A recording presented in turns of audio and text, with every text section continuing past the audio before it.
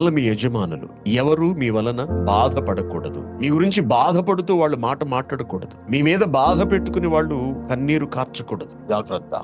అవన్నీ దేవుని దృష్టికి వెళ్ళిపోయే అవకాశాలు ఉంటాయి. దేవుడు కనుక వాటిని పరిగణలోకి తీసుకున్నాడా, దేవుడు దండిస్తాడు, దేవుడు శిక్షిస్తాడు. కాబట్టి ఎప్పుడు ఎవరిని బాధ పెట్టకండి, ఎవరిని మోసగించకండి. మీ జీవితంలో ఎవరి డబ్బు మీద ఆశపడకండి. మీ సంతోషం కొరకు, మీ సుఖం కొరకు, మీ జీవితం కొరకు ఎదుటి వాళ్ళ జీవితాలతో ఎప్పుడు ఆడుకోకండి. చాలా మంది కలిగిన బాధను బట్టి శాపనార్థాలు పెడుతూ ఉంటారు. కొంతమంది మా శాపం తగిలి వాడు ఎలా అయిపోయాడు, వాడు అలా అయిపోయాడు, లేకపోతే వాళ్ళ కుటుంబం ఎలా అయిపోయింది, అలా అయిపోయింది అని మాట్లాడుతుంటారు. పాత నిబంధనలో కూడా శాపనార్థాలు పెట్టడం మనకు తెలుసు.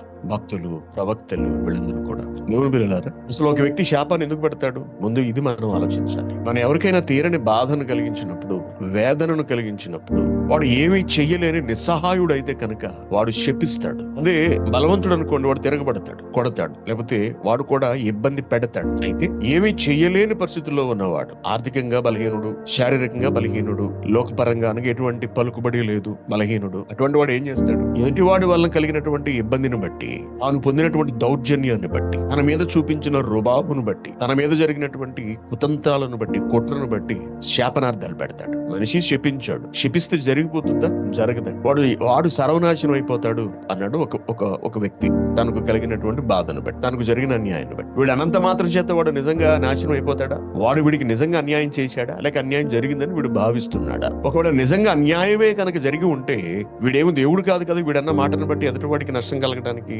వాడు నాశనం అయిపోవడానికి. ఒకవేళ వాడు నాశనం అయ్యాడు అనుకుందాం మనం కాసి, వీడి నోటి మాటను బట్టి వాడు సర్వనాశనం అయిపోయాడా? అలా జరుగుతాయా? అలా కుదురుతుందా? కుదరదు. అక్కడ ఏం జరుగుతుందని మనం అర్థం చేసుకోవాలంటే, యువతలి వాడు భక్తుడై ఉండి, లేదా బీదవాడై ఉండి, లేదా దీనుడై ఉండి, దరిద్రుడై ఉండి, ఎదుటి వ్యక్తి బలాత్కారము వలనను, దౌర్జన్యము వలనను, దుర్మార్గత వలనను తీవ్రమైన బాధ అతడు పొందినప్పుడు, అనుభవించినప్పుడు, దానిని వాడు శాప రూపంలో వ్యక్తపరుస్తాడు. వాడి బాధను గుర్తించినటువంటి దేవుడు వాడికి తగిన న్యాయాన్ని చేస్తాడు. ఇది అవతలి వాడికి దేవుడు విధించిన శిక్ష.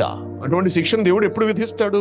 యువతల వ్యక్తికి జరిగినటువంటి అన్యాయములో న్యాయం ఉంటే, జరిగిన అన్యాయములో న్యాయం ఉంటే, జరిగిన దౌర్జన్యం నిజమైనదైతే, నిజంగానే యువతలి వాడు దీనుడై ఇబ్బంది పడితే, తప్పనిసరిగా దేవుడు దాన్ని పరిగణలోనికి తీసుకుంటాడు. శాపం పెట్టారు ఎవరన్నా, దానికి హేతు ఉండొచ్చు, ఉండకపోవచ్చు. కానీ ఎదుటి వారి చేత శాపం పెట్టించుకునేటంతటి భయంకరమైన బ్రతుకు మీలో ఎవరు బ్రతకండి. ఎవరి చేత శాపనార్థాలు పెట్టించుకోకండి. ఎదుటి వారికి బాధ కలిగించి ఆ బాధతో మాట్లాడేటట్టుగా మీరు చేసుకోకండి. కొన్ని బాధలను దేవుడు వింటాడు. ఎందుకంటే అవన్నీ కూడా, ఆ బాధలన్నీ కూడా ప్రార్థనలుగా అనగా ఫిర్యాదులుగా తండ్రి అయిన దేవుని చెంతకు వెళ్ళాయనుకో, ఆయన విన్నాడు అనుకో, ఆయన యాక్షన్ లోకి దిగే అవకాశం ఉంటుంది. కాబట్టి ఎప్పుడు ఎవరిని బాధ పెట్టకండి, ఎప్పుడు ఎవరికి అన్యాయం చేయకండి, ఎప్పుడు ఎవరిని దోచుకోకండి. చూసారా, ఎవరి ఉసురు కట్టుకోకండి అంటుంటారు. ఎవరు ఉసురు కట్టుకున్నారు గారు నిజంగా అని మాట్లాడుతుంటారు. ఎవరిని బాధ పెట్టి వారి చేత కన్నీరు రప్పించకండి. మీ పబ్బం గడుపుకోవడానికి, మీ జీవితాన్ని సాఫీగా కొనసాగింపు చేసుకోవడానికి, మీ అవసరాలని మీరు తీర్చేసుకోవడానికి, మీ కష్టాలన్నీ మీరు పోగొట్టేసుకోవడానికి ఎదుటి వారిని ఎప్పుడు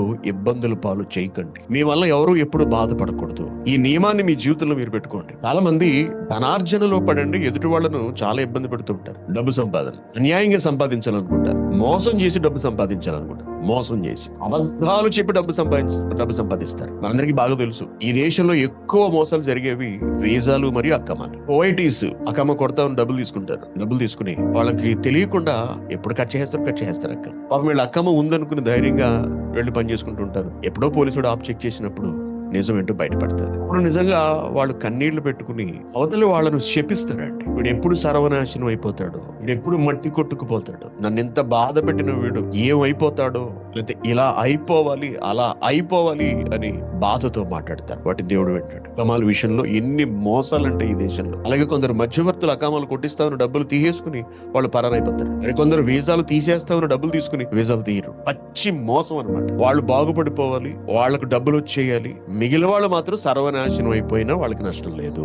ఇది ఎంతవరకు సమంజసం ఉంటారు చెప్పండి? ఇటువంటి బాధను అనుభవించిన వాళ్ళు కన్నీరు విడిచి దేవునికి కనుక ప్రార్థించారా, లేక శాపంగాని పెట్టారా, ఆ మాటలను దేవుడు వింటాడు, వారి తరపున న్యాయం చేస్తాడు. కాబట్టి ఎప్పుడు ఎవరిని బాధ పెట్టకండి, ఎవరిని మోసగించకండి. మీ జీవితంలో ఎవరి డబ్బు మీద ఆశపడకండి. మీ సంతోషం కొరకు, మీ సుఖం కొరకు, మీ జీవితం కొరకు ఎదుటి వాళ్ళ జీవితాలతో ఎప్పుడు ఆడుకోకండి. ఎందరో భక్తులను మనుషులు ఇబ్బంది పెడితే వాళ్ళని చెప్పించడానికి మనం చూస్తాం. ప్రవక్తను బోడివాడు అని చెప్పి అక్కడ ఉన్నటువంటి బాలురు హేళన చేస్తారు. బోడివాడ బోడివాడ. ప్రవక్తకు కోపం వచ్చేటప్పటికి వెంటనే ఎలుగుబంట్లు వచ్చి బాలురును చీల్చేస్తాయి. అలాగే ఏలియా ఇశ్రాయేలు ప్రజలు చేస్తున్న దుర్మార్గాలు చూడలేక వాళ్ళకు శాపం పెడతాడు. అనగా నిర్ణయిస్తాడనమాట, తండ్రి మీరు ఎట్టి పరిస్థితుల్లో వీళ్ళకు వర్షం కురిపించకండి అని. అతడు చేసిన ప్రార్థన అనగా అతడు పడినటువంటి బాధ ప్రార్థన దేవుని చెంతకు చేరితే దేవుడు ఇశ్రాయేలు దేశం మీద 3.5 సంవత్సరాల పాటు వర్షం కురిపించలేదు. అలాగే మోషేను